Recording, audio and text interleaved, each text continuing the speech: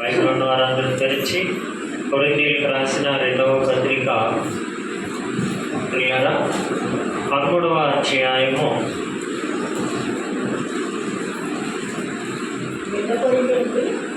5వ వచనం చదువుతున్నారు. 2వ కొరింథీ పత్రిక 13వ అధ్యాయము 5వ వచనాన్ని చదువుకొని ప్రార్థన చేస్తున్నాం.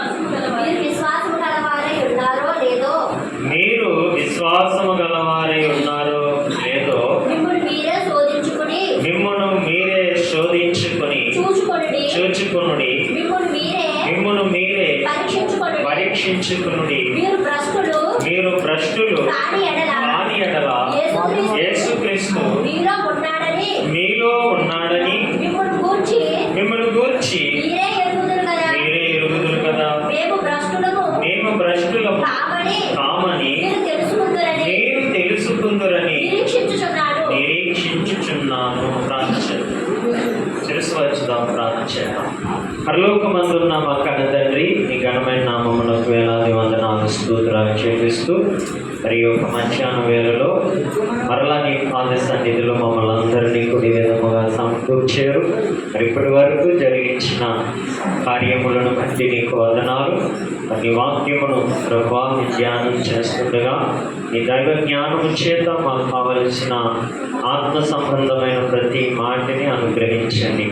ఏ మాటల చేత అయితే మేము ఇంకా మాలో స్థిరత్వం అనేది పెరుగుతుందో, భయభక్తులు అనేవి పెరుగుతాయో తండ్రి, అతి సంగతులు లేఖనముల ద్వారా తెలియపరచండి. ఎందుకంటే మీరు వాక్యమే ఉన్నారు. ఆ వాక్యం అందరి జీవితాల్లో కూడా అయా కార్యసిద్ధి కలగచేయాలని మేము ఎంతో ఆశపడుతున్నాం ప్రభువా. అయ్యా నువ్వు తప్పక సమస్తాన్ని చేసేవాడు అయి ఉన్నావు. కాబట్టి వాక్యం ద్వారా మమ్మల్ని ప్రేమించండి, గర్దించండి, బుద్ధి చెప్పండి. సరి అయిన సన్మార్గములో మమ్మల్ని అందరినీ కూడా వాక్యం ద్వారా నడిపించమని యేసు క్రీస్తు వారి పేరిట ప్రార్థించి స్తుతించి వేడుకుంటున్నాము తండ్రి. ఆమేన్, ఆమేన్. మంచిది ప్రియులారా, దేవుని స్తుతించటము మనందరికీ కూడా చాలా చాలా మంచిది. మరి మంచి కార్యములు ఈ లోకంలో ఏదైనా ఉందనంటే మరి దైవపరమైన కార్యాలలో మనం అందరం కూడా ఉండటం వలన మనందరికీ కూడా చాలా ఉపకారాలు జరుగుతాయి, చాలా మేలులు జరుగుతూ ఉంటాయి. నిజమైన మేలు, నిజమైన ఉపకారం ఏమిటనంటే దేవుని సన్నిధిలో ఇలా ఆయన మాటలు వినటంలోనే గొప్ప మేలు, సంతోషమును మరి దేవుడు మనందరికీ సర్వ సమృద్ధిగా అనుగ్రహించి ఉన్నాడు. అంటే చూడండి, దేవుని సన్నిధిలో మనం ఎంత ఉంటామో మరి అంతగా మనం ఏం చేయబడుతూ ఉంటామంటే బలపరచబడుతూ ఉంటాం, ధైర్యంగా ఉంటాము. ఏంటి మనలో నిరీక్షణ కలుగుతూ ఉంటుంది. మరి మనలో ప్రియులారా ఇంకా దేవుడు కొరకు బ్రతకాలని ఒక తపన ప్రియులారా అది దినదినం ఏమవుతూ ఉంటుంది అంటే అధికమైపోతూ ఉంటుంది అన్నమాట. ఇంకా అధికం అంటే భక్తి అనేది ఎప్పుడు కూడా మనిషిని ఏం చేస్తూ ఉంటుంది అంటే పూర్ణుడిగా చేసేస్తుంది అన్నమాట. అంటే పరిపూర్ణుడిగా మార్చేస్తూ ఉంటుంది. మనం ఎంతో నేర్చుకోవాల్సింది ఉందన్నమాట. భక్తి నాకు వచ్చేసిందేంటి భక్తి, నాకు చాలేంటి భక్తి అనడానికి ఏమీ లేదు. మన ఆయుష్కాలం అంతయు కూడా ఏం చేయాలి, ఏది నేర్చుకోవాలని అంటే భక్తి నేర్చుకోవడానికి మనం ప్రియులారా ఆశను కనపరిచినప్పుడే ప్రియులారా సమస్త కార్యాలు మన జీవితాల్లో చూడగలుగుతూ ఉంటాం. చాలామంది అనుకుంటాం నాకు భక్తి తెలిసిపోయింది అనుకుంటారు. వారి అజ్ఞాన స్థితిని బట్టి వారు అలా మాట్లాడుతూ ఉంటారు. కాబట్టి భక్తి అనేది ఎంతకాలం అంటే మన చివరి శ్వాస వరకు కూడా ప్రియులారా భక్తి అనేది ఏం చేయాలంటే మనము కొనసాగించవలసిన వారిగా ఉన్నాం. అంటే మనం ఎప్పుడు దేవుడి దగ్గర విద్యార్థులమే, ఆయన ఎప్పుడూ మనకు పరిచయాయకుడే. అయితే ఇక్కడ చెప్పబడుతున్న మంచి మాటలుగా మనం ఆలోచన చేస్తే మరి కొరింథీయులకు రాసిన ఈ 2 పత్రికలలో ప్రియులారా మనం ఎక్కువ శాతం చదువుతున్నప్పుడు వీరు పరిస్థితులు, వీరి యొక్క విధి విధానాలు మరి చాలా వింతగా ఆశ్చర్యముగా కనబడుతూ ఉంటాయి. కొరింథీయుల యొక్క పరిస్థితులు ఎక్కువగా వీరు శరీర సంబంధమైన వారిగానే కనబడుతున్నట్టుగా మరి మనం చదువుతూ ఉంటాం. అయితే పౌలు గారు వారిలో నుండి ఆ శరీర తత్వాన్ని ఏంటి ఆ ప్రకృతి సంబంధమైన తత్వాన్ని పూర్తిగా తీసివేసి వీరందరినీ కూడా ఏ విధముగా చేయాలని ఆయన యొక్క ఆశ ఆకాంక్ష అంటే పరలోక సంబంధమైన వారిగా, ఆత్మ సంబంధమైన వారిగా చేయాలనే ఆయన యొక్క తపన అన్నమాట. చూసారా, ఒక భక్తుడికి ఎప్పుడు ప్రియులారా ఉండవలసినది ఏంటంటే ప్రతి వ్యక్తిని కూడా దేవుళ్ళు ఎలా ఉంచాలి, ఏంటి పరిపూర్ణమైన వారిగానే ఉంచాలి, పరిపూర్ణమైన భక్తిలోనే వారు కొనసాగించాలి అనే ఆకాంక్ష ప్రతి ఒక్కరిలో కూడా నేర్చేయబడాలంటే నూరంతలుగా ఉండాలి. అప్పుడే ప్రియులారా కష్టానికి ఏం కనబడుతుంది అంటే ప్రతిఫలం అనేది కనబడుతుంది. చూడండి, స్కూల్లో పిల్లలకు పాఠాలు చెప్తూ ఉంటారు. ఆ ఉపాధ్యాయుడికి ఉండవలసిన లక్ష్యం ఏంటంటే నా స్కూల్లో చదువుతున్న ప్రతి విద్యార్థి కూడా ఏమవ్వాలి, ఏంటి మంచి మార్కులు రావాలి, ఉన్నతమైన స్థాయిలో వారు ఉండాలి అనే ఒక మంచి ఆలోచనతో ఆయన ఏం చేయాలంటే టీచింగ్ ఇస్తూ ఉన్నప్పుడు పిల్లరా ఆయన ఎప్పుడు కూడా ఏం చేస్తుంటాడంటే ఇంకా పిల్లల మీద శ్రద్ధ తీసుకుంటాడు, ఇంకా కొత్త కొత్త విషయాలు వారికి చెప్పాలనే ఒక ఆతృత అనేది ఆయనలో ఏర్పడుతూ ఉంటుంది. ఎందుకనంటే అలాగ తీర్చిదిద్దడం వల్ల రేపు పొద్దున్న ఈడికి కూడా ఏమొస్తుందనంటే మంచి ఏంటి గౌరవం వస్తుంది, మంచి ఖ్యాతి అనేది కూడా వస్తూ ఉంటుంది. అలాగే ఆనాటి భక్తుడైన పౌలు గారు కానీ, పేతురు గారు కానీ, యాకోబు గారు కానీ, ఆనాటి అపోస్తలులుగా పిలువబడుతున్న వారు కానీ మేము పరిపూర్ణంగా ఉన్నాము, మాకు చాలు, మేము ఎలా ఉంటే సరిపోతుంది అనేది అంటే ఆ విధముగా మేము ఉంటే సరిపోతుంది అని అనుకోలేదు వారు. ఏంటి మా దగ్గరకు వచ్చిన వారు కూడా ఎలాగ అవ్వాలని అనుకున్నారంటే వారిని కూడా అలాంటి పరిపూర్ణమైన వారిగానే ఏంటి చేయాలి, వారిని కూడా మా యొక్క స్థాయిలో వారిని కూడా నిలబెట్టాలి. ఎందుకనండి ఇది ఒక తరముతో అయిపోయేది కాదు, తరతరాలు కూడా ఇది ఏం చేయబడాలి, కొనసాగింపబడాలి. కాబట్టి మరి మేమందరము కూడా తీసుకుంటున్న ఈ బాధ్యతను చదువుతున్న వారు కానీ, వింటున్న వారు కానీ వారందరిలో కూడా ఎలాంటి ఆశే ఉండాలి అనే ఒక ఏంటి మంచి ఆలోచనతో ఆనాడు భక్తులు ఏం చేసేవారనంటే ఈ విషయాలన్నీ కూడా వారు తెలియపరుస్తూ ఉండేవారు అన్నమాట. అందుకే పిల్లలారా వారి పేర్లు నేటికి కూడా ఏమవుతున్నాయంటే మారుమ్రోగిపోతున్నాయి.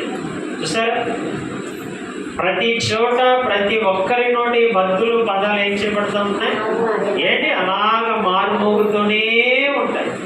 ఒకసారి అనిపిస్తూ ఉంటుంది, అయ్యో యేసుక్రీస్తు వారి కాలంలో మనం కానీ ఉంటే ఏంటి మన పేర్లు కూడా ఇలాగా పరిశుద్ధ గ్రంథంలో రాయబడి ఉంటేనేమో అనే ఆలోచన వస్తూ ఉంటుంది పిల్లలు. కానీ దేవుడు ఏంటి ఆనాడు అవకాశము వారికి ఇచ్చాడు, అయితే మనకి ఇచ్చాడు. ఏంటి మనకి ఇచ్చాడు ఈ అవకాశాన్ని మనకి. అందుకే మనకే గ్రంథం అన్నాడు, జీవ గ్రంథము అన్నాడు. ఏంటి చూసారా, మనము కూడా వారి వంటి వారి వలె ఏంటి ప్రతి ఒక్కరి పైన ఇలాంటి బాధ్యత కలిగి, ఇలాంటి ఆసక్తి కలిగి ఉంటే ఏ ఒక్కరు కూడా పిల్లలు ఏ తప్పరంటే దారి అనేది తప్పరు. అందుకే ఇక్కడ భక్తుడుగా ఆయన చెబుతున్న మాట ఏంటంటే ఆ కొరింథీలో ఉన్న సంఘంలో ఉన్న సంఘ సభ్యులతో మాట్లాడుతున్న పదజాలాలు చాలా ఆశ్చర్యాన్ని కలిగిస్తున్నాయి పిల్లలారా. ఏమని అంటున్నారు, మీరు విశ్వాసం గలవారై ఉన్నారో లేదో. సార్ అసలు వాస్తవానికి సంఘానికి ఎలా వస్తారు, అందుకంటే విశ్వాసం లేకపోతే ఎవరు రారు. అంతేనా, విశ్వాసంతోనే వచ్చారు. అయితే ఆ విశ్వాసం దేని మీద పెట్టుకొని వచ్చాం అనేది చూడాలి. ఆలోచిస్తున్నారా, విశ్వాసం లేకుండా ఇక్కడికి ఎవరు రాము. కానీ ఆ విశ్వాసము దేని మీద పెట్టుకుంటున్నాం, ఏంటి దేని మీద పెడుతున్నాం మనం అంటే మన అవసరాల మీద పెట్టుకొని వస్తున్నామా, లేకపోతే అది దైవానుసరమైన విశ్వాసం కలిగినదై ఉన్నదా అనేది అనేది ఒకసారి మనం ఏం చేసుకోమంటున్నాడు అంటే, మీరే ఏం చేసుకోవాలంట? పరిశోధన చేసుకోండి. చూసారా? అంటే పరిశోధన అనేది అందరికీ కూడా కావాలి. ఇప్పుడు మన ఇంట్లో ఉంటున్నామండి, ఏదో పని చేస్తున్నావు, ఏం పని చేస్తున్నావో అది నీకు తెలియాలి బాగా. ఏదో చేసేస్తున్నావు అంటే కుదరదు. నువ్వేం చేస్తున్నావు దాని మీద ఏముండాలి? సరైన అవగాహన ఉండాలి. నువ్వేం చేస్తున్నావు, నువ్వేం మాట్లాడుతున్నావు, నువ్వు ఇంటిని ఎలాగా కట్టుకుంటున్నావు, నీ ఇంట్లో నువ్వు ఎలా ఉంటున్నావు ఏంటి అనేది ఏం చేయాలంటే మనం ఒకసారి మనలను మనము పరిశీలన అనేది చేయాలి. నన్ను ఎవరు చూస్తలేదు కదా, నేను మాట్లాడుతున్నా ఎవరు వింటలేదు కదా అని నువ్వు అనుకుంటున్నావు. అయితే అది ఎవరు చెప్తున్నారని అంటే, నాయనా నిన్ను నీవే ఒకసారి ఏం చేసుకోవాలి? పరిశీలన చేసుకోవాలి. ఇలాగా భక్తులు కూడా దేవుడి దగ్గర ఇలాగే ప్రార్థన చేసేవారంట, ఇలాగే అడిగేవారంట. ఏమి నిజంగా ఇలాగే ఎవరైనా అడుగుతారు? ఏంటి ఎవరైనా అడుగుతారని చెప్పండి. ప్రభా నన్ను పరిశీలించు, నన్ను ఏంటి పరిశీలించి తెలుసుకో, నాలో ఏ తప్పు ఉందా అని ఎవరైనా అడుగుతామా? ఒక్కరము అడగలేము. కానీ మనం ఏం చేస్తాం? నా తప్పులన్నీ క్షమించే, నా పాపాలు క్షమించే, నా అతిక్రమాలు క్షమించే ప్రభా అనే ప్రార్థన చేస్తాం తప్ప, నాయనా నాలో ఏదైనా పాపం ఉందేమో నాకు చూపించు, ఏదైనా అపరాధం ఉందేమో నాకు చెప్పు, నేను దాన్ని దిద్దుకుంటాను అని వారు పిల్లలు ఈరోజు సమాజంలో ఏమైపోతున్నారు అంటే కనుమరుగైపోతున్నారు. భక్తి కలవారని అనుకుంటున్నాం కానీ నిజమైన భక్తి తత్వము పిల్లల మనలో ఏమాత్రము కూడా కనబడతలేదు. భక్తి అనే త్రాసులో మనలో కానీ ఒక్కసారి ఆయన తోస్తే ఏంటి 1% కూడా వచ్చేలాగా లేదు. ఏంటి త్రాసులో 0 పాయింటే కనబడేలా ఉంది. అందుకే దేవుడు ఇంకా మనల్ని తోస్తలేదు. తోస్తే ఏమాత్రము తోగలేము. ఏమా 0%లోనే ఉంటాం. అందుకే ఇంకా దేవుడు మనల్ని వాక్యంతో పెంచుతున్నాడు. 1% అయినా వస్తుందేమో అని. ఏంటి అయితే మనం అది ఆలోచించాలి పిల్లారా. అయ్యా 1% అయినా నా ఖాతాలో ఉందా, నేను తోగగలుగుతున్నానా అని ఆలోచన మనకి ఎప్పుడు వస్తూ ఉంటుందని అంటే, పరిశుద్ధమైన బైబిల్ చదివేటప్పుడు, భక్తుల యొక్క చరిత్రలను మనం ఒక్కొక్కసారి ఆలోచించేటప్పుడు ఇలాంటి ఆలోచనలు అనేవి మనకి కలుగుతూ ఉంటాయి అన్నమాట. అదే కానీ వాక్యం చదవకపోతే, వాక్యం వినకపోతే వాడికి ఏమొస్తుంది? ఏ ఆలోచన రాదు. వాడు బ్రతికేస్తూ ఉంటాడే తప్ప, అయ్యో నేను ఒక దైవపరమైన కుమారుడను, నాలో దేవుడు ఒక గొప్పతనాన్ని చూస్తున్నాడు, అది కోరుకుంటున్నాడు అనే ఆలోచన మనకి ఏమాత్రమో తెలియకుండా పోతుంది. అందుకే ఇప్పుడు చూడండి, లేఖనం చదువుతూ ఉంటే ఆహా నేను కూడా ఏం చేసుకోవాలి? వాక్యములో ఉంటున్నా, ప్రార్థనలో ఉంటున్నా, పాఠంలో ఉంటున్నా, సహవాసములో ఉంటున్నా, నాకు నేనే ఏం చేసుకోవాలి? చూసారా? అంటే నేను ఎంత భక్తి చేసినా నేను ఏం చేసుకోవాలంట? పరిశీలన అనేది నాకు నేను చేసుకోవాలి అని లేఖనము అందరికీ కూడా అది ఏం చేస్తుందనంటే తెలియపరుస్తుంది ప్రియులారా. ఎందుకంటే చాలా మంది అనుకుంటారు నేను భక్తి చేసేస్తున్నాను కదా అనుకుంటారు. ఈరోజు సమాజంలో ఎంతో భక్తి కనపడుతుంది, కానీ ఆ భక్తి నిజమైందా ఏంటి, అది సరి అయినదా అన్న అదేమీ లేదు. ఒకడు వెళ్తున్నాడంటే ఒకడు వెళ్ళిపోతున్నాడు. ఏంటి ఒకడు దూకుతున్నాడంటే ఇంకొకడు దూకేస్తున్నాడు. అంతే తప్ప దాంట్లో ఏమాత్రము కూడా ఏం లేదనంటే పరిశీలన అనేది లేదు. కానీ యేసుక్రీస్తు వారు మాత్రం అలా ఎప్పుడు చెప్పలేదు. ఏమని చెప్పాడు అనంటే, మీరు చేస్తున్న భక్తి నిజమైందో కాదా, మీరు నమ్ముకున్న దేవుడు నిజమైన దేవుడా కాదా, నువ్వు నిరీక్షిస్తున్న నిరీక్షణ సత్యమైనదా కాదా అనేది ఏం చేయమన్నాడు అంటే పరిశీలన చేయి. అది నిజము, అది ఖచ్చితము అనేది నీకు ఏంటి నిర్ధారణ అవుతే దాంట్లో నువ్వేం చేయమన్నాడు అంటే కొనసాగిపో. ఏమన్నాడు? ఇంకా వెనకడుగు వేయకుండా దాంట్లో ఏం చేయమన్నాడు? ముందుకే పో అన్నాడు. అదే దేవుడు చెప్పిన గొప్ప సత్యం. ఆ ఆ మాట అందరికీ కూడా ఏం చేస్తున్నానంటే ఆకర్షిస్తుంది ప్రియుల. అంతే తప్ప నన్ను గుడ్డిగా నమ్ముకోండి అని ఆయన ఎక్కడ చెప్పలేదు. పరిశీలించండి. యెహోవా ఉత్తముడు అని నీకు అనిపిస్తే నువ్వు ఆయన ఏం చేయమన్నాడంటే కలిగి ఉండు, నమ్ముకో. అందుకే ప్రియులారా, ఆనాటి భక్తుల యొక్క విధానాన్ని మనం చదివినప్పుడు చూడండి, అంటాడు మీరు విశ్వాసము గలవారై ఉన్నారో లేదో మిమ్మును మీరే శోధించుకొని ఏం చేసుకోవాలంటే శోధించడం అంటే ఎలాగమ్మా? ఎవరైనా శోధించేవారు ఉంటారా? మన ఇంట్లోనే ఉంటారా? అత్తమాని ఏం చేస్తారు? శోధించడం అంటే కొట్టం. మాటికి అదే మాటను అంతా ఏం చేస్తారు? ఏంటి దాన్ని ఏమంటారు? శోధించటం. యేసుక్రీస్తు వారిని కృష్ణుడు ఏం చేశాడంటే శోధించాడు. వెళ్తలేదు, శోధిస్తానే ఉంటున్నాడు. ఇదిగో కొండ పెంచి దూకే అంటున్నాడు, ఇదిగో రాళ్ళను రొట్టెలుగా చేసుకొని తిని అంటున్నాడు. ఏంటి నువ్వు దేవుడి కుమారుడు అయితే నువ్వు పైనుంచి దూకే అంటున్నాడు. అంటే శోధిస్తున్నాడు. అలాగా మనమే దేవుళ్ళు ఏం చేసుకోవాలంట? శోధించుకోవాలంట. చూసారండి, నీ బాల్య దినాలన్నింటినీ నువ్వేం చేసుకోవాలి? జ్ఞాపకం చేసుకోవాలి. నీకు జ్ఞాపకం ఉన్న అన్ని విషయాలు నువ్వేం చేసుకోవాలంటే జ్ఞాపకం చేసుకుని, అయ్యా నేను ఎన్ని తప్పులు చేశాను, ఎన్ని మార్లు ఈ మాటకి నేను అవిధేయుడిగా బ్రతికాను, తిరగబడ్డాను, నేను కొట్టాను, తిట్టాను. ఇవన్నిటిని మనల్ని మనం ఏం చేసుకోవాలంటే పరిశోధన, శోధించుకుంటున్నాడు. ఏంటి ఒకటి చూడండి, కొంతమంది మనం ఈ పండుగ సీజన్లో చూస్తూ ఉంటాం, కొరడా తెచ్చుకొని ఏం చేసుకుంటారు? ఏమా కొట్టుకుంటారా? లేదు, కొట్టుకునే కొలది వాడికి ఏమొస్తూ ఉంటాయి? డబ్బులు వస్తూ ఉంటాయి. అంటే తనను తాను గాయపరుచుకుంటున్నాడు. ఏంటి అంటే తనను తాను శోధించుకుంటున్నాడు, తనకి తాను బాధ అనుభవిస్తున్నాడు. ఏది నిండడానికి? ఒక కడుపు నిండడానికి వాడు ఏం చేసుకుంటున్నాడు అంటే గాయమును చేసుకుంటున్నాడు. చూసారా, కడుపు నింపబడాలని.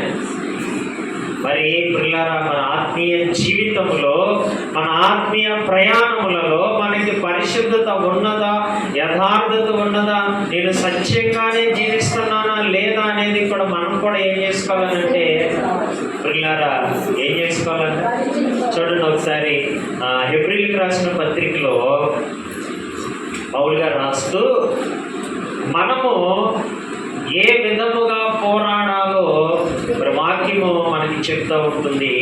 హెబ్రీ పత్రిక చివరి అధ్యాయం 12వ అధ్యాయం. హెబ్రీ పత్రిక 12వ అధ్యాయము 4వ వచనాన్ని చదువుదాం. చూడండి, మీరు పాపముతో పోరాడుటలో రక్తము కారినంతగా చూసారండి, ఇంకా దాన్ని ఏం చేయలేకపోతున్నామంట. దేనితోని?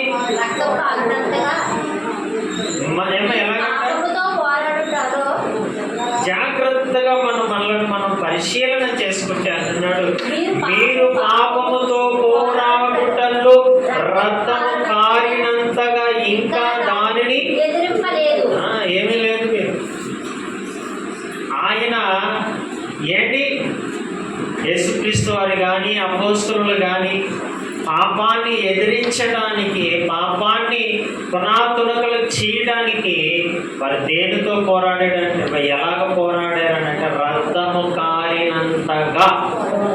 చూసారండి, అందుకే వారి దగ్గర ఏది నిలబడలేదు, ఏ పాపానికి చోటు లేదు వారి దగ్గర. ఏంటి, ధైర్యముగా నిలబడ్డారు, బలాజ్యులుగా కనబడ్డారు. ఎందుకనంటే పిల్లరా, రే ఎక్కడికి రా,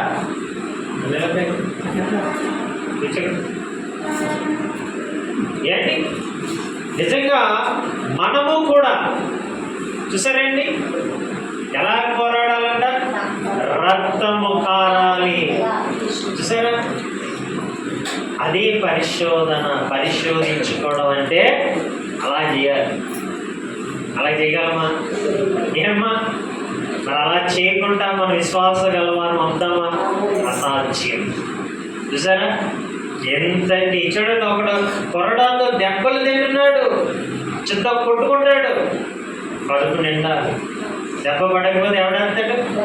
వేస్తావా? అమ్మా ఇయ్యమ్మ అంటే వేస్తావా? ఏమంటావు? ఏమ్మా ఎరా చక్కగా ఉన్నావు కదా ఏమ్మా అని ఒక మంచి సలహా ఇచ్చి వదిలేస్తావు. అంతేగాని రూపాయి కూడా వాడికి మనం వెయ్యలేదు. చూసారా, అందుకే వాడికి డబ్బులు పడాలంటే వాడు ఎంచుకున్న విద్య చూసారు ఎలా ఉందో బాధపడుతున్నాడు.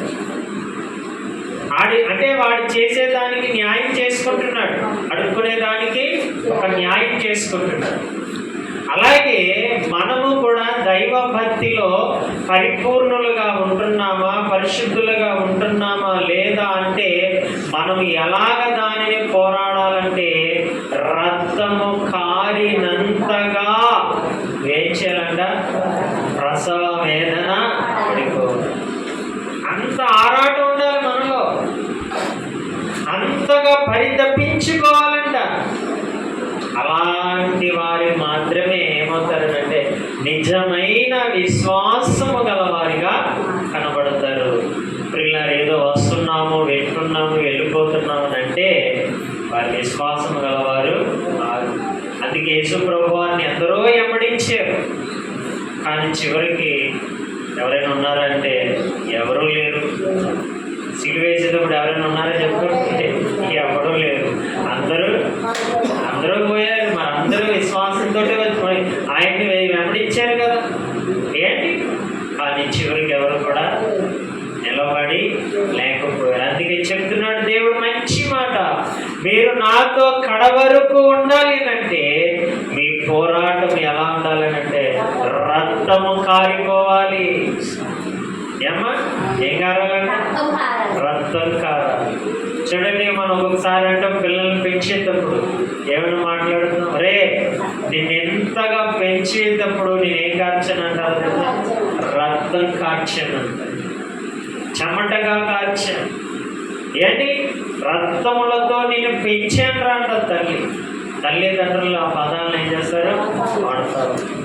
చూసారా, నీ కన్న బిడ్డల కోసం నువ్వు ఎలాగైతే పిల్లారా నీ రక్తం లోపల ఎలాగైతే కరిగిపోయిందో అలాగే దేవుడు కూడా అంటున్నాడు, నా పనిలో మీరు కూడా ఎలా ఉండాలి అంటున్నాడు అంటే రక్తము కార్చండి, రక్తం కార్చండి, అంతగా పోరాడండి, అంతగా బాధ్యత కలిగి ఉండండి తప్ప ఏంటి ఏమాత్రము కూడా మీరు దానిని అశ్రద్ధగా ఏమాత్రమో తీసుకోకూడదు. అందుకే భక్తుడైన ఏమంటున్నాడు అంటే మిమ్మల్ని మీరు ఏం చేసుకోవాలంట? పరిశోధించుకోండి, పరిశోధన చెయ్యండి. ఇంకా కిందకి వెళ్తే 2 కొరింథీ పత్రిక 13వ అధ్యాయం.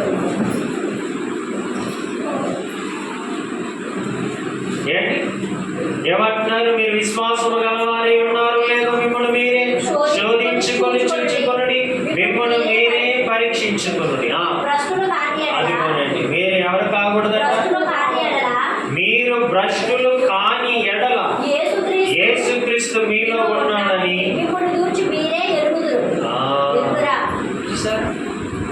అంటే ఈ పరిశోధన ఎందుకనంటే మీరు ఏది అవ్వకూడదని. సరే, ఎంత చక్కగా చెప్తున్నాడు. అదే పరిశోధన లేదనుకోండి మీరు ఎవరు? భ్రష్టులే. ఏంటి? ఇప్పుడు దొంగడు పట్టపడలేని చేయబడి ఎలా ఉంటాడు? త్వరలాగే ఉంటాడు. ఏమండి? చక్కగా ఉంటాడు, అందరితోటి ఉంటాడు. ఏంటి? దొరికిన తర్వాత దొంగగా కనపడతాడు. దొరకలేనని చెప్పు త్వరలాగే ఉంటాడు వాడు. అదే చెప్తుంది వాక్యం కూడా. మీరు పరిశోధన చేసుకుంటే మీరు విశ్వాసం గలవారు లేకపోతే భ్రష్టులో అప్పుడు తెలుస్తుంది. మీరు పరిశోధించకపోతే మీరు అందరూ కూడా ఎవరంట? విశ్వాసులే. ఎవరంట? పరీక్ష లేకపోతే అందరూ పాస్ అయిపోతారు, పరీక్షలు ఉంటే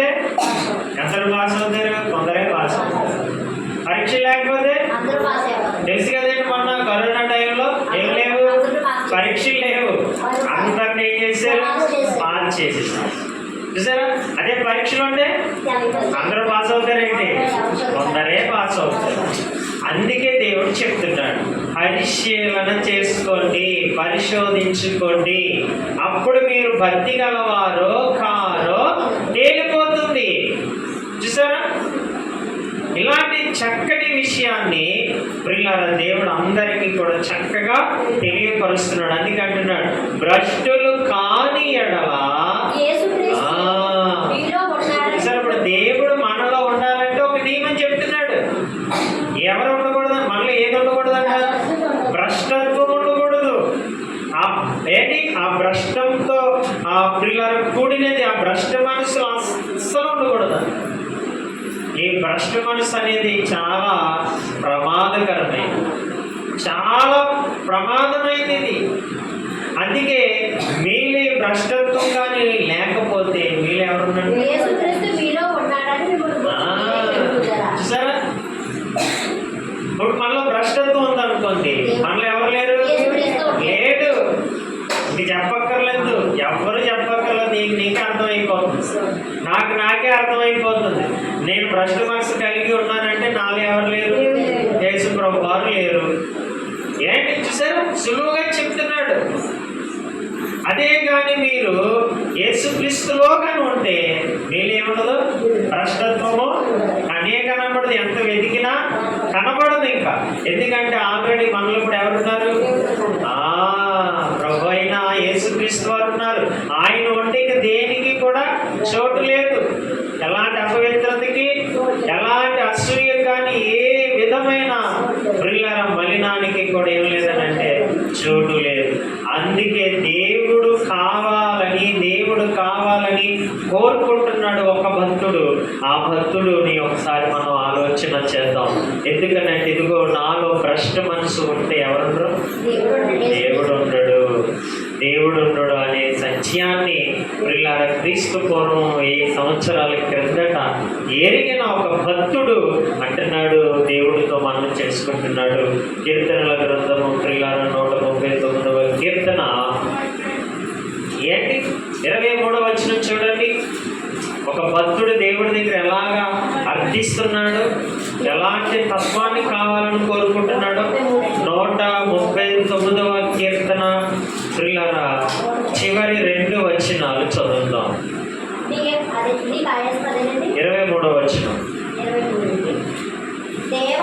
దేవా నన్ను పరిశోధించి చూడండి, నన్ను పరిశోధించి నా హృదయమును తెలుసుకొనుము, నన్ను పరీక్షించి నా ఆలోచనలను తెలుసుకొనుము, నీ కాయాసకరమైన మార్గము నా యందున్నదేమో చూడుము, నిత్య మార్గమున. చూసారండి, అక్కడ కొరింథీ పత్రికలో మనం చదివేటప్పుడు ఆ సంఘంలో ఉన్నవారితో ఏమనంటున్నారని అంటే, పౌలు గారు, అయ్యా మీకు మీరే పరిశోధన చేసుకోండి.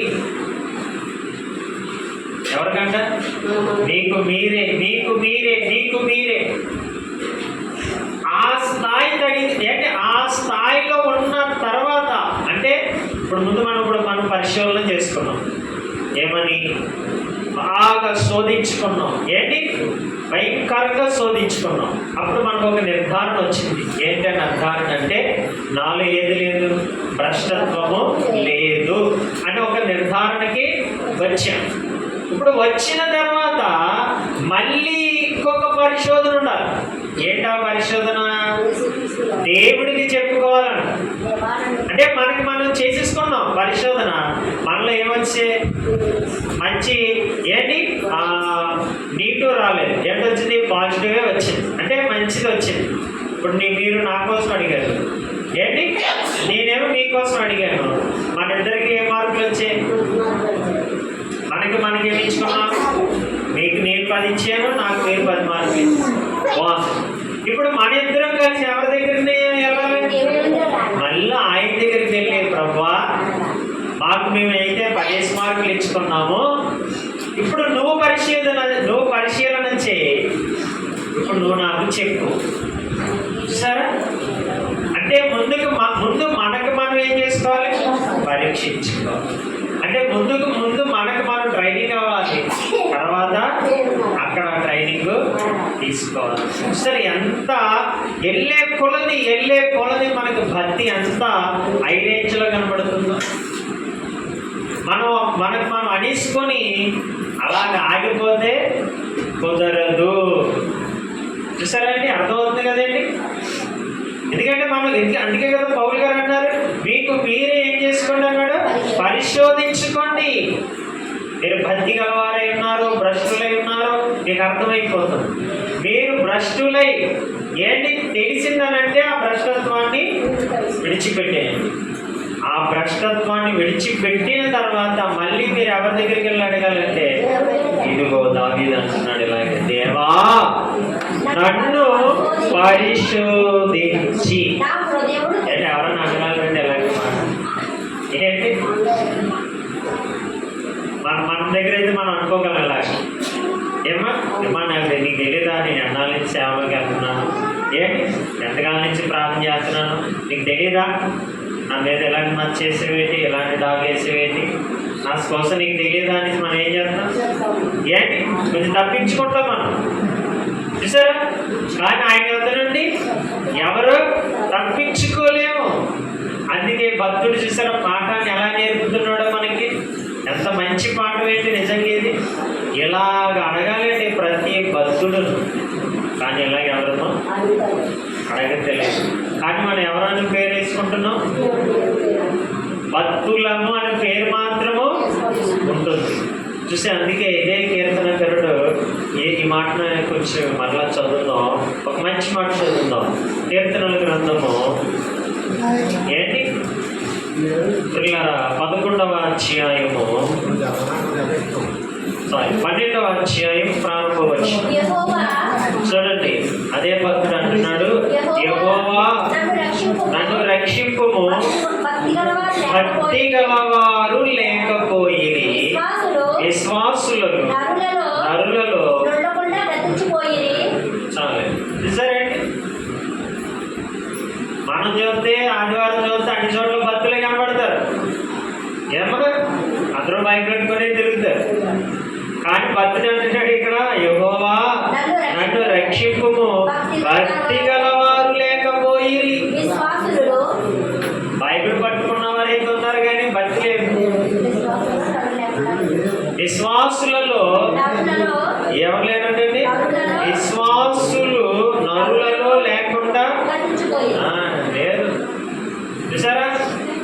పేరుకు మాత్రమే పాటలు పాడుతున్నాం, పేరుకు మాత్రమే ఏంటి ఏం చేస్తున్నాం? మందిరాల్లో కనబడుతున్నాం, ముసుగులు వేస్తాం, మోకరిస్తాం, అర్థిస్తాం, ఎంతో ఏడ్ చేస్తూ ఉంటాం. కానీ నరులలో ఎవరు లేరంటే విశ్వాసులు లేరు. ఎవరు కనబడతలేదు, ఎవరు కనబడతలేదు. ఆ టయానికే కనబడతాం. అంతేనా? టైం దాటిందంటే అన్ని మామూలే. ఎగిరేవాడు ఎగురుతాడు, గెంతులు వేసేవాడు గెంతులు వేస్తాడు. ఎవడు పని ఆడదే. ఇంకా అమ్మో దేవుడి సన్నిధికి వెళ్ళొచ్చాం, వాక్యం విన్నాం, భయభక్తులతో బ్రతకాలి, వాక్యానుసారంగా జీవించాలి, పరిశుద్ధుడిగా బ్రతకాలి. అమ్మో నేను బ్రతకకపోతే నాకు నిత్య నరకాగ్ని ఖండన ఉంది, నన్ను చూసి ఇంకొకటి పాడైపోయే అవకాశాలు ఎక్కువ ఉన్నాయి అనే ఆలోచన ప్రియులారా ఎవరిలో కూడా కానీ రావటం లేదు ప్రియులారా. చూసారా? అందుకే నరులలో ఎవరు లేరట? విశ్వాసులు కనబడతలేదంట. ఎవడో కనబడతలేదంట. భక్తి గలవారు అసలు కనబడతలేదంట. అందుకే ప్రియులారా మనం ఎవరముగా మారాలి అంటే భక్తి గలవారిగా కనబడాలి. చూసారండి? అలానా వ్యక్తి పేరెత్తితే అమ్మో ఆమె ఎవరు? భక్తి గలవారు. చూసారండి? అలానే వ్యక్తి పేరెత్తితే అమ్మో మరి చాలా భక్తి చేస్తారండి బాబు అన్న పేరు మనం ఏం చేసుకోవాలంటే కలిగి ఉండాలి. అందుకే చెప్తున్నాడు దావీదు అంటున్నాడు, అయ్యా నన్ను పరిశీలించి. చూసారా? ఇలాంటి భక్తులు కావాలండి నిజంగా. ఎవరికి? దేవుడికి. మనకి ఎవరు కావాలి? అందరూ కావాలి. అంటే మనకి సంఘం నిండడం కావాలి. భక్తితో పని లేదు మనకి. అంతేనా? మనకి ఎవరు భక్తితో పని లేదా? భక్తి చేస్తున్నాడా లేదా? కొన్ని సంఘాల్లో చూడండి, చాలా ఎలాగ వెళ్తారని అంటే చాలా నిజంగా అనకూడదు, కానీ ప్రియులారా లోకానుసారంగా వెళ్ళిపోతారు. ఒక మందిరానికి వెళ్తున్నట్టుగా కనపడరు వాళ్ళు. ఎలాగ వెళ్తారు? ఒక పిక్నిక్ వెళ్ళిన వాళ్ళుగా, ఒక సినిమాలకు వెళ్ళినట్టుగా, ఏంటి ఒక ఎక్కడికో వెళ్తున్నట్టుగానే కనపడతారే తప్ప వారు ఎలా కనపడతారంటే మందిరానికి వెళ్తున్నట్టుగా కనపడరు. చూసారా? ఎప్పుడు చెప్పాడు ఈ మాట? క్రీస్తు పూర్వము 1000 సంవత్సరాల క్రిందట చెప్పాడు దావీదు. నరులలో ఎవరు కనబడతలేదంటే విశ్వాసులే కనబడతలేదు. చూసారే? మన తీరి, మన పద్ధతి, అమ్మో వీళ్ళు మందిరానికి వెళ్తున్నారు, దేవుని మందిరపు బిడ్డలు వీరు అన్న ఖ్యాతి, అన్న లోకత్తి మనకు రావాలి ప్రియులారా. కానీ ఎక్కడికి వెళ్తున్నట్టుగా తెలుస్తుంది ఈరోజు? ఏంటి మందిరానికి వెళ్తున్నట్టుగా ఏం కనపడలేదు చాలా మందిలో. ఏమా ఏదో ఊరి మీదకి వెళ్తున్నట్టుగా పోతున్నారు. అలా ఉండకూడదు. మనం ఎవరు వెంట మనం? దేవుని బిడ్డ. చూసారా? అందుకే నిన్ను నీవే ఏం చేయమన్నాడు? పరిశోధించుకో. ఈ మాట చాలంటే మనందరికీ ఒక్క మాట నాటితే చాలు నిజమైన భక్తి గలవారిగా మారిపోతాము. కానీ అది పడతలేదు. అందుకే దేవుడు పిల్లలు చాలా గంభీరంగా చెప్పవలసి వస్తుంది. అందుకే కీర్తనకారుడు అంటున్నాడు, అయ్యా నీ దగ్గర నేను ఒక మనవి అడుగుతాను, ఒక కోరిక కోరుకుంటున్నాను. ఏంటా కోరికనంటే, దేవా నన్ను పరిశోధించి, సరే నన్ను పరిశోధించయ్యా. ఎందుకంటే నేను యుగాలు ఎవరితో ఉండాలి? నీతోనే ఉండాలి. వివాహం చేసుకోవాలంటే ఏమి చూస్తామండి? ఏమా చూసుకుంటాం కదా. ఎందుకంటే వారి జీవితకాలం ఎవరితో గడపాలి? వారితో గడిపేటప్పుడు ఎన్ని చూసుకుంటామో చెప్పండి. ఎన్ని చూస్తామో అన్ని కోణాల్లోనే ఆలోచిస్తాం. సరే, వీళ్ళ కోసం వాళ్ళు చెప్పుకుంటారు, వాళ్ళ కోసం వీళ్ళు చెప్పుకుంటారు. అన్నీ ఒక మరుగైనది ఏమి ఉండకూడదు. ఎరువుల పక్షాన్ని ఏమి ఉండకూడదు? మరుగన్నది ఉండకూడదు. అప్పుడే ఆ బంధం ఏమవుతుంది? గట్టి పడుతుంది. అదే దాచేస్తే ఏదో ఒక రోజు ఏమవుతుంది? అది బయటకు వస్తుంది. దానివల్ల ఎన్నో అవంతరాలు అనేవి జరుగుతూ ఉంటాయి. చూసారా? అలాగే దావీదు కూడా యుగాలు ప్రభువుతో ఉండాలి కాబట్టి, దేవుడితో ఉండాలి కాబట్టి అంటున్నాడు, అయ్యా దేవా నన్ను పరిశోధించి నా హృదయమును తెలుసుకొనుము. ఎవరినంట? హృదయం. ఎందుకంటే బాగానే ఉన్నట్టుగా ఉంటుంది, చిన్న చిన్న విషయాలు నిన్ను మోసం చేస్తుంది. అదే ముదిరిపోతుంది. ఆ చిన్నది ఏమవుతుంది? ఫుల్గా ముదిరిపోయి నేను ఏం చేస్తానంటే పిల్లరా కృష్ణుని చేతికి నిన్ను నేనే అప్పగించుకుంటుంది అన్నమాట. అందుకే అంటున్నాడు, ఏంటి? తెలుసుకొనుము, నన్ను పరీక్షించి నా ఆలోచనలను తెలుసుకొనుము, నీ ఆయాసకరమైన మార్గం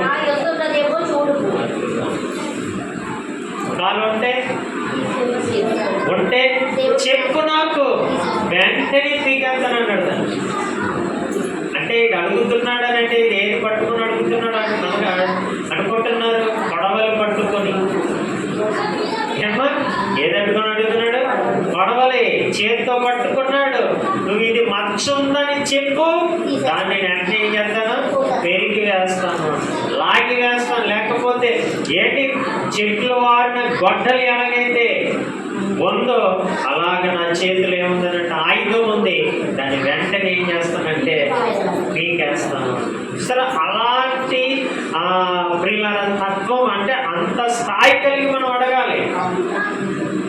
ప్రభు నాలో ఏముంది నాయన ఆయుష్కరమైన చెప్పాను, మామూలు కొనుక్కున్నాం అనుకో, ఏముంది ప్రయోజనం? అలాగే అందరూ అడుగుతారు, కానీ ఎవడో తీసుకోడు. ఏంటి దిగుతున్నారా? అడుగుతాం, ప్రభా 100 సంవత్సరానికి వచ్చాము, నీకు ఆయుష్కరమైన ఏమైనా ఉందా ప్రభు అని అడుగుతారు. అందరూ అడుగుతారు. ఏంటి చక్కగా అడుగుతారు, చిలక పొలకుల్లాగా అడుగుతారు. ఏంటి ఆ 2 రోజులే ఆడబడి ఏంటి ఆ ఫస్ట్ నెల చక్కగా ఉంటారు. ఆ జనవరి నెల దాటిందంటే, ఫిబ్రవరి వచ్చిందంటే అన్ని మామూలే. ముందు సంవత్సరం కంటే ఈ సంవత్సరం మళ్ళీ ఎక్కువైపోతుంది. ఏంటి చూసారా? ఆ మాట అంటున్నామంటే ఆ మాట మీద మనం ఏం చేయబడాలి? నిలబడాలి. చూసారా? దావీదు అడిగాడనంటే ఆ మాట మీద ఏం చేయబడ్డాడు? నిలవబడ్డాడు. అందుకే దావీదుని ఏమని కోరుకున్నాడు ఆయన అంటే, దావీదు నా హృదయానుసరుడైన మనుష్యుడు. చూసారా? అడిగాడు, అలాగ ఉన్నాడు కాబట్టి ఇప్పుడు ఎవరి యొక్క నుండి సాక్ష్యాన్ని పొందుతున్నాడు? సరే, ముందు ఎవరి దగ్గర అడిగాడు? దేవుడి దగ్గర కూర్చొని మోకరించి అర్థించి అడిగాడు. ఆయన జవాబు ఇచ్చాడు. ఆయన నీవెవరు అనుకుంటున్నావు? నీ హృదయాన్ని పరిశోధించమన్నావు కదా, నాకు ఏదైనా ఆయుష్కరమైనది ఏదైనా ఉందేమో అని అడగమన్నావు కదా. చూశానయ్యా, పైనుంచి కింద దాకా స్కానింగ్ చేశాను. అయితే నీలో ఏమీ లేదు. నేను ఒక మాట చెప్తున్నాను విను. దావీదు ఎవరో కాదు, ఏమా నా హృదయానుసరుడైన మనుష్యుడని ప్రపంచానికి చెప్పాడు. దావీదు ఎక్కడ చెప్పాడు? ఒక మూల కూర్చొని అడిగాడు. మీకు అర్థమవుతుందా? దావీదు ఎక్కడ కూర్చొని అడిగాడు? ఒక మూల కూర్చొని అడిగాడు. కానీ దేవుడు ఏం చేశాడు? నా కుమారుడి మాట అందరికీ తెలియాలి. ఏంటి? నేను చెప్పిన మాట ఆయన విషయంలో మొత్తం ప్రపంచానికి తెలియాలని. ఏంటి? నాటి నుండి నేటి వరకు చూసారా? ఆయన కుమారుడి కోసం ఇంకా చెబుతానే ఉంటున్నాడు. దావీదు ఎవరు అనుకుంటున్నారు? ఆయన బిడ్డల్ని ఎవరైనా ఏంటంటే ఉడుకుడండి. తెలుసు కదా, మోషే ఎవరు కుమారుడు? దేవుడి కుమారుడు. మోషే మీద ఏం చేశారు? తోట పుట్టిన వారు ఏం చేశారు? సొనగేరు. ఊరుకున్నాడా? మీరెవర్రా నా కొడుకుని అనడానికి అని ఏం చేశాడని చెలరేగిపోయాడు. దేవుడు ఏమైపోయాడు? చెలరేగిపోయాడు. మీరు ఎవరు అన్న ప్రశ్న వేసాడు వారిని. అట్లిపోయారండి ఇద్దరు. ఏమైపోయారు? అట్లిపోయారు. ఇచ్చి బాబోయ్, దేవుడే వచ్చేసాడా మోషేనంటే. చూసారా? ఇప్పుడు దావీదు మోషే తనను తాను పరిశోధించుకున్నాడు. నేను దేవుని కుమారుడిగా బ్రతకాలనే కోరుకున్నాడు. అందుకే ప్రియులారా, దేవుడు మోషేని ఏమైనంటే ఎవరిని ఊరుకోలేదండి. ఆయన పక్షాన్ని నిలబడిపోయాడు. ఆ కుమారుని అనడానికి మీరెవరు? గర్భాన పుట్టినంత మాత్రాన, ఒకే ఉదరములో నుండి వచ్చినంత మాత్రాన మీరు ఆయనకి భయపడరా? ఆయన ఎవరనుకుంటున్నారు? నా కొడుకు, నా కుమారుడని ఇరువురిని, ఇంకా మోషే కంటే పెద్దవారు మళ్ళీ వారు. ఏమా అన్నయ్య అక్క ఇద్దరిని గద్దించాడు. చూసారండి, దేవుని బిడ్డగా నువ్వు బ్రతికితే నిన్ను ఎవడేమన్నా ఆయన ఊరుకోడు. నువ్వు ఆయన బిడ్డగా లేకపోతే దుష్టుడు కూడా లెక్కలు లాగాడా? ఎవడికి మొరపెడతావు? దేవుడు కూడా నీ మాట అప్పుడు వినడు. అందుకే ప్రియులారా, అందుకే ఎప్పుడు ఎవరి పక్షాన మనం ఉండాలి? ఆయన పక్షాన ఉండు. నీకు విరోధి అనేవాడే లేకుండా ఆయన చేస్తాడు. నువ్వు కానీ ఆయనకు దూరం అయితే నీకు మొత్తం అందరూ ఎవరైపోతారనంటే, నీ కడుపును పుట్టిన వారు కూడా నీకు ఏమవుతారనంటే శత్రువులుగానే మారిపోతారు. ఎందుకనంటే నువ్వు ఆయన మాటని ధిక్కరించావు. అందుకే ప్రియులారా, దావీదు ఎదుట ఎవడు? ఎన్నో రాజ్యాలు ఉన్నాయి ఆ కాలంలో, ఎందరో శత్రు సమూహాలు ఉన్నాయి.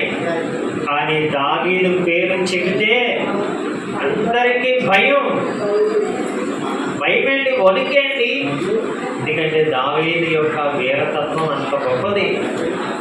సరే, అందుకే ప్రియులారా, దావీదు అంటున్నాడు, ఏంటి? నన్ను పరిశీలించి తెలుసుకోవాలి. నన్ను బహుగా పరిశీలించి నేను నీవాడిగానే బ్రతకాలని కోరుకుంటున్నాను అంటాడు. చివరిగా మరొక మాట చదువుకుందాం. యోగ గ్రంథములో పిల్లల భక్తుడైన యోగ గారు మాట్లాడుతున్నామా? ఏంటి? యోగ గ్రంథం 11వ అధ్యాయము 9వ వచనం చదువుతాం. యోగ గ్రంథము పిల్లల 11వ అధ్యాయం 9వ వచనం.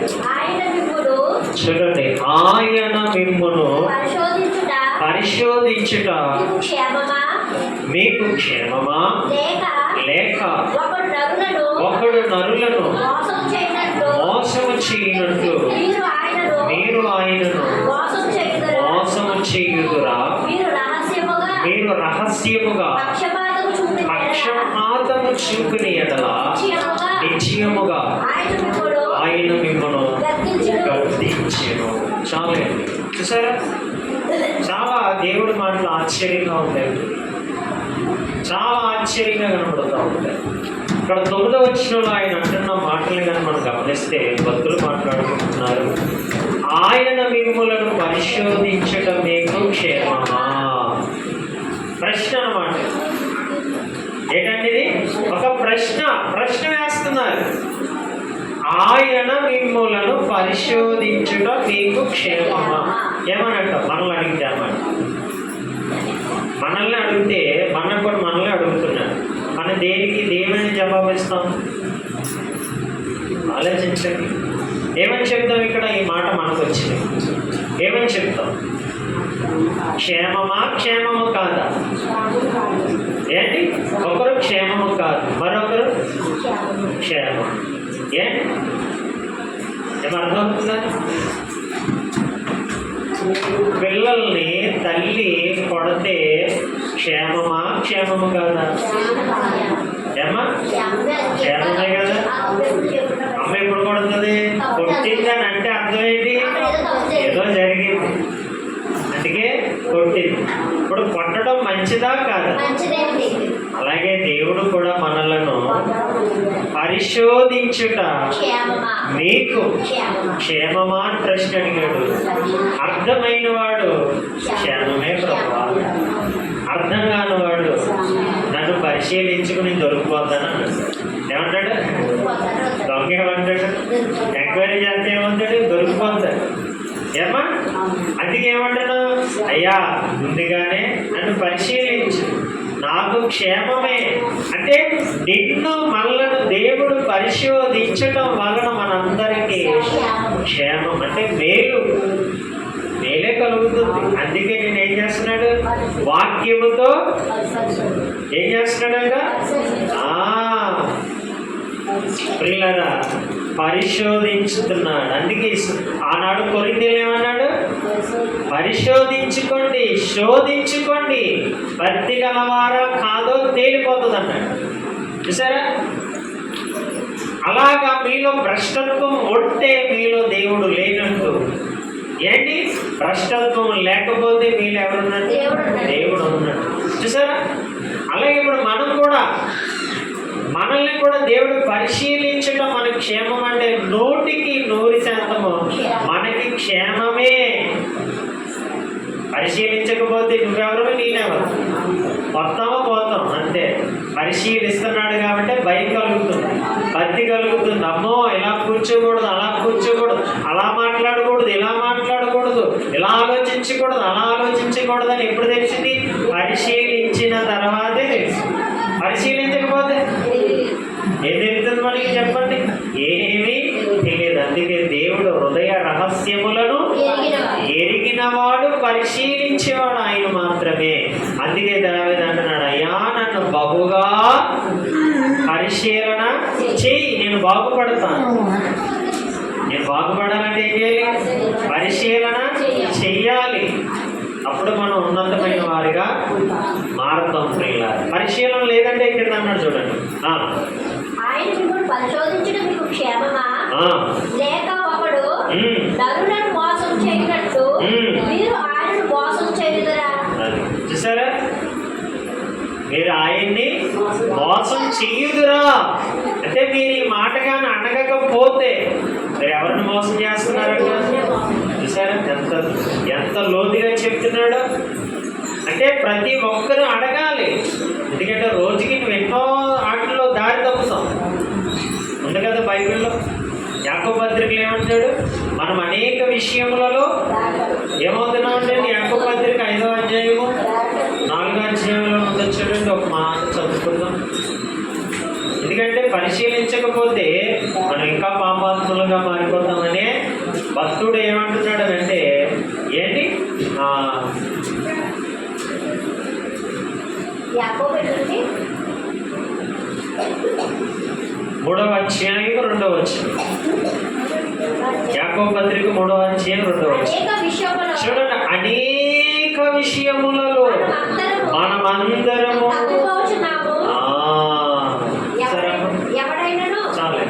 చూసారా ఎన్ని విషయాలు అంట. అందుకే దేవుడు మనల్ని ఏం చేయాలి? పరిశీలన చెయ్యాలి. అప్పుడు మనం ఏం తప్పు? దారి తప్పు. ఆయన కానీ పరిశీలన చేయలేదు అనుకోండి, పిల్లడు అవుతున్నాడు, బయటికి వెళ్తాడు, ఏంటి లేటుగా వచ్చాడు, యారు ఇప్పుడు దాకా నువ్వు ఎక్కడికి వెళ్ళావు అని అడిగామనుకో, రేపు పొద్దున వెళ్తాడా? అదే నువ్వు అడగలేదు అనుకో, ఎట్టి వెళ్తాడు? అడగలేదు కదా అమ్మ, ఎప్పుడు వెళ్ళినా పర్వాలేదు కదా అని ఇంకా అనేకమైన మూట కట్టుకొని వస్తూ ఉంటాడు.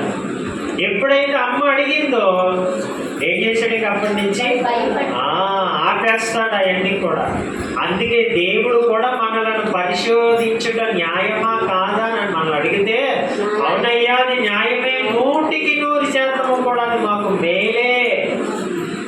ఏమని చెప్పాలంటే మేలే అని ఎవరైతే చెబుతారో వారిలో భ్రష్టత్వము ఉండదు. ఎవరుంటారట? దేవుడే ఉంటాడు. అదే నన్ను పరిశీలించకు నాయనో మహాప్రభు అని అన్నావంటే నువ్వు ఎందులో ఉన్నట్టంట? భ్రష్టత్వములో ఉన్నావు అని నీకు నీవే సాక్ష్యం ఇచ్చుకుంటున్నావు. చూసారా? అందుకే వాక్యము మనల్ని ఏం చేస్తుందంట? పరిశీలిస్తుంది. నీవు పరిశీలన చేసుకోకపోతే నువ్వు ఎవరిని మోసగిస్తున్నావు?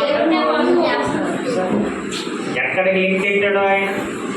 అందుకే ఏ రోజు కీడు అన్నాడా? ఏ రోజు ఆ రోజు చాలు, ప్రతిదీ ఒప్పుకో, పరమోన్నతున్న దేవుడు నీకు ప్రతిఫలం ఇస్తాడు. నువ్వు ఒప్పుకోలేదంటే అది పెరిగిపోతుంది. అంతేనా? ఒక రోజు ఇల్లు ఉడవలేదనుకోండి, రేపు ఉడుద్దాంలే, అదేం చేస్తా, రేపు ఉడుద్దాంలే అనుకుంటా, అలా అలా అలా అనుకుంటే ఏమవుతుంది? మొత్తానికి ఏమో పేరుకుపోతుంది. చూసారా? అలాగే మనలో కూడా. అందుకే ప్రతి దినం ఆయన దగ్గర ఏం చేయాలి? మనం అర్థించాలి, పరిశీలించుకోవాలి, శోధించుకోవాలి. రక్తము కారినంతగా ఆయనతో దుష్టుడితో మనం ఏం చేయాలంట? పోరాడాలి. అప్పుడే నిజమైన భక్తి గలవారిగా మనం మారుతాం. చూసారా? లేకపోతే మనం ఎవరిని మోసగిస్తున్నట్టు నిజంగా మాట చదివేటప్పుడు నిజంగా భయపడుతుంది. అవునా ప్రభువా, నిన్ను నేను మోసగిస్తున్నానా? పరిశీలన లేకపోవడం వలన అనే. చూసారా? మాట చదవండి మరలా. యోగ గ్రంథము 13వ అధ్యాయము. ప్రియులారా,